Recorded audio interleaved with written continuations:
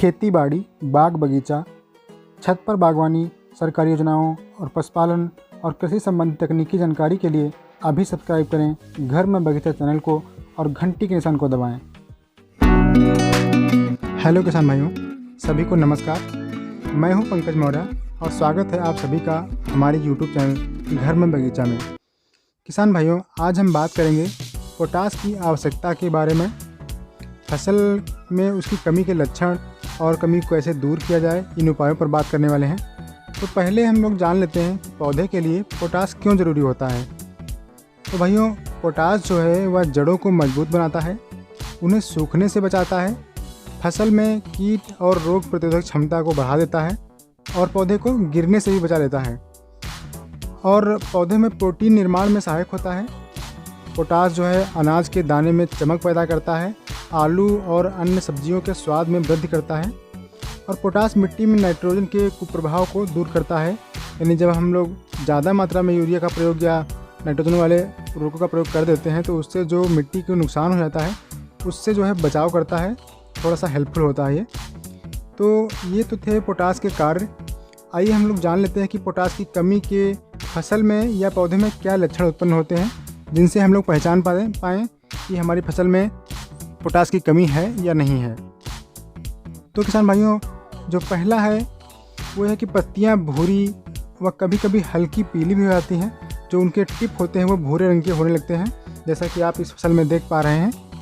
दूसरा, पोटास की कमी के लक्षण सबसे पहले पौधे की पुरानी पत्तियों पर ही दिखाई पड़ते हैं।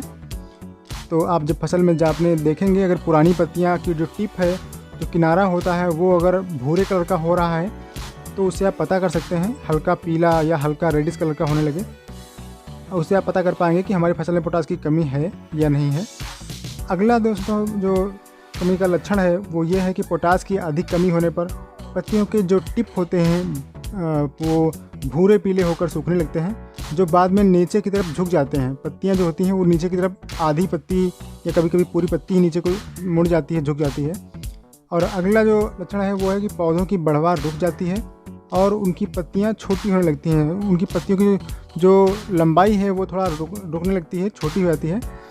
और अगला जो है लक्षण वो है कि बाली में दाने कम भरते हैं, या फिर ये कह लीजिए कि जो बाली जब निकलती है तो उसमें जो दाने होते हैं बाली में जितने, उनमें कुछ दाने खाली रह जाते हैं या फिर बहुत ही कम उसमें दूध भरता है, जिससे मजबूत दाना नहीं बन पाता है।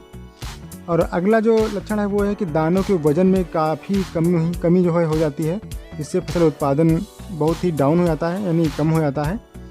तो किसान भाइयों, अब जान लेते हैं कि इससे इस जो इनकी पोटास की कमी होती है उसको दूर कैसे कर सकते हैं। तो जो पहला है कमी को दूर करने का तरीका है वो ये है कि आप जैविक पदार्थ जैसे गोबर की खाद, वर्मी कंपोस्ट और जो राख होती है, तो किसान भाइयों के घर में कंडे की राख या कोई भी राख जो रोज़ डेली होती है उसको अगर आप इकट्ठा कर लेते हैं, एक बोरी में भरते जाइए। भरने के बाद में अगर आप अपनी फसल पर, जैसे आपकी कोई जिनको पोटास की ज़्यादा आवश्यकता होती है, जैसे गाजर है, लहसुन है और आलू है, इन चीज़ों पर अगर आप सुबह सुबह जब ओस पड़ी होती है उस समय अगर आप छिड़काव कर देंगे, यानी हाथ से पाउडर को जो फेंकेंगे उसको पहले मसल लीजिए राख को, उसके बाद जब पाउडर को फेंकेंगे तो वो पत्तियों पर चिपक जाता है, जिससे कीट वीट कुछ भी नहीं लगते हैं। और दूसरा फ़ायदा ये होता है कि पोटेशियम काफ़ी मात्रा में मिल जाता है, तो उसकी जो पत्तियां होती हैं वो भी अच्छी हो जाती हैं। साथ में जो उनके फ्रूट होते हैं या अनाज कह लीजिए या फिर जो ट्यूबर होता है वो बहुत ही अच्छा होता है, उनका जो रंग होता है बहुत अच्छा निकल के आता है। दूसरा तरीका ये अपना सकते हैं कि बेसल डोज के रूप में 35 से 40 किलोग्राम जो पोटास है उसको, दानेदार जो पोटास आती है उसको प्रति एकड़ के रूप में आप बेसल डोज में इस्तेमाल ज़रूर करें। इससे संतुलित जो फर्टिलाइज़र होता है वो संतुलित बिल्कुल पौधे का आहार बन जाता है, तो उसमें बहुत काफ़ी मदद मिलती है उसको पूरा करने में। और अगर आपकी खड़ी फसल में पोटास की कमी किसी फसल में हो जाती है तो आप 0050 ग्रेड का NPK जो आता है उसकी 1 किलोग्राम मात्रा को ले लीजिए और उसको 100 लीटर पानी में घोल के प्रति एकड़ स्प्रे कर दीजिए। 4-5 दिन में आपको इसका रिजल्ट बहुत अच्छा मिल जाएगा, क्योंकि ये पत्तियों पर अवशोषित हो जाता है, जिससे इसका रिजल्ट बहुत ही अच्छा आता है। तो भाइयों, जिन लोगों को विस्तार से पोटास के बारे में जानना है, या कि पोटास को किस फसल में कब देना चाहिए, कैसे देना चाहिए, कितने दिन के बाद देना चाहिए, इस वीडियो के डिस्क्रिप्शन में एक लिंक दे दिया है, आप वहाँ उस वीडियो को देखकर सारी जानकारी ले सकते हैं। वो काफ़ी अच्छा वीडियो है और ये छोटा सा वीडियो था, इसलिए हम आपको इतनी जानकारी दे पाए। तो किसान भाइयों, उम्मीद करता हूँ कि वीडियो आपको अच्छा लगा होगा। वीडियो को लाइक और शेयर ज़रूर करना और चैनल को सब्सक्राइब करना मत भूलिएगा। मिलते हैं किसी अगले वीडियो में, तब तक के लिए नमस्कार। जय हिंद किसान भाइयों।